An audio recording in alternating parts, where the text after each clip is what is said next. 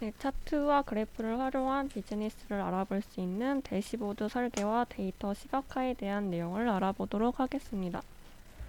발표 순서는 데이터 시각화의 기본 데이터 시각화 방법과 그리고 실무 적용 사례의 순서로 알아보도록 하겠습니다. 먼저 대시보드란 무엇일까요? 대시보드란 상황을 모니터하거나 또는 이해를 돕거나 아니면 둘 다에 사용하는 데이터의 시각적 표시를 의미합니다. 개념적 이해를 이해하기 위해서 예를 들어서 계속 설명해 보도록 하겠습니다.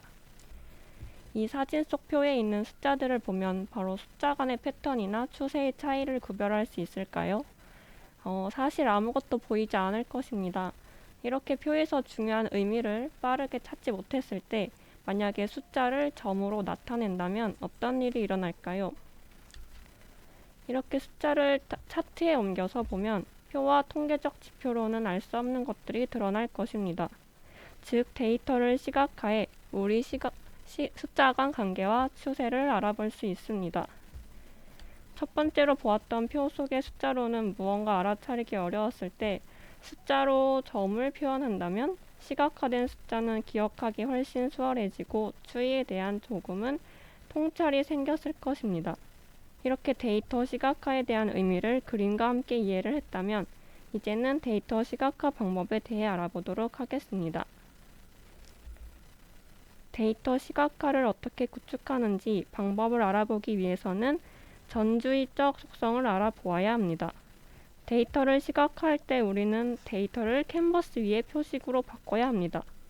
어떤 표식의 뜻이 가장 잘 통할 것인가는 전주의적 속성의 답이 있습니다. 전주의적 속성이란 어떤 것을 보자마자 바로 알아차릴 수 있도록 강조하기 위한 시각적 속성을 이야기합니다. 지금 보시듯이 색상과 길이가 바로 전주의적 속성임을 알 수 있습니다. 어떤 표는 길이가 긴 걸로 강조가 된 것을 그리고 색상을 빨갛게 해놔서 어떤 게 강조가 됐는지 알 수가 있습니다. 이렇게 어떤 점을 강조하고 싶은지 색상이나 길이를 통해서 결과를 한눈에 볼 수 있는지 이런 방법들을 데이터로 강조하게 됩니다. 그렇다면 좀 더 쉽게 예를 들어 설명해 보도록 하겠습니다. 이 사진을 보면 첫 번째 사진 속에는 구가 몇 개 있는가에 대한 질문을 받았을 때 우리는 모두 구를 읽어서 세면은 알 수 있을 것입니다. 하지만 이런 방법은 질문의 답을 찾을 수 있지만 시간이 오래 걸릴 것입니다. 그런데 오른쪽 사진을 볼 때 우리는 구를 한 번에 찾을 수 있을 것입니다. 왜냐하면 구는 빨간색으로 바꾸고 다른 색은 회색으로 바꿨기 때문입니다. 우리의 뇌는 의식적으로 빨간색인 구를 먼저 감지하게 됩니다. 결국 시각화된 체계는 얼마나 강력한지 알 수 있습니다. 이제는 색상에 대해 더욱 자세히 알아보도록 하겠습니다. 색상은 데이터 시각화에서 이해해야 할 가장 중요한 요소 중 하나입니다. 지루한 시각화에 생기를 불어넣는 목적으로 색을 사용하는 것은 잘못된 방법입니다. 색상은 데이터 시각화에서 순차적, 발산형, 범주형, 강조, 경고의 방식들이 있습니다. 순차적인 방식은 낮음에서 높음으로 정렬을 하고 발산형은 중립적인 중간점이 있는 회색을 중심으로 양옆을 순차적인 두 가지 색상으로 이루어집니다. 범주형은 개별 비교를 위한 색상 대비를 위해 사용하는 강조는 뭔가 강조하기 위한 색으로 사용합니다. 그리고 경고는 강렬한 빨간색을 통해 독자에게 경고하기 위해 사용하는 색입니다. 첫 번째 사진으로 보이는 것은 순차적 색상을 사용한 미국 주별 실험률의 통계를 나타낸 그림입니다. 밝은 색부터 어두운 색까지 단색으로 사용하게 되는데 밝은 색일수록 실험률이 적고 어두운 색일수록 실험률이 높다는 것을 알 수 있습니다. 두 번째 사진은 발산형 색상을 사용합니다.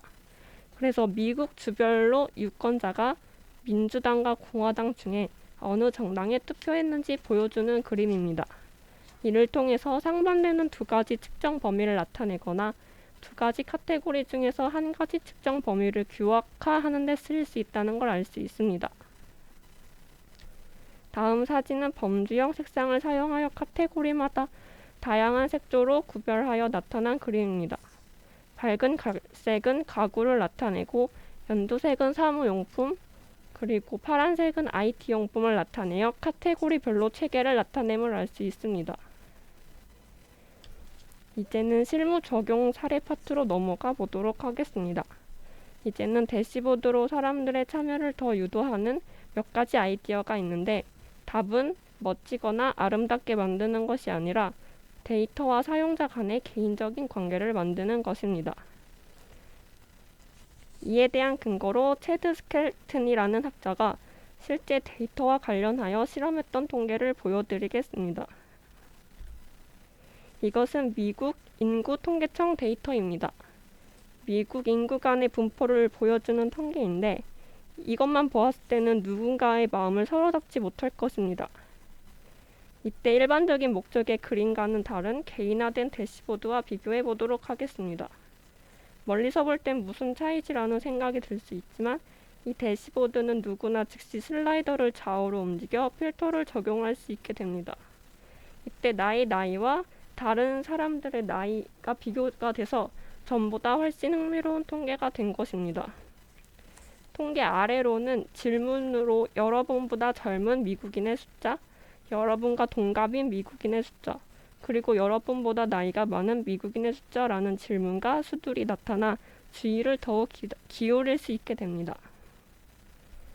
마지막으로 시간을 시각화한 통계를 소개해 보도록 하겠습니다. 시간을 시각화하기 위해서는 히트맵이라는 그래픽 방법을 알아야 합니다. 히트맵은 열을 뜻하는 히트와 지도를 뜻하는 맵을 결합시킨 단어로 색상으로 표현할 수 있는 다양한 정보의 일정한 이미지 위에서 열 분포 형태의 비주얼한 그래픽을 출력하는 통계입니다. 이에 대한 관련한 통계로 예를 보여드리겠습니다. 예를 가져오면 통계에는 월별, 일자별 미국 교통사고 사망자를 보여주는 히트맵입니다. 다른 통계들과 달리 아주 강력한 통짜를 드러낼 수 있습니다.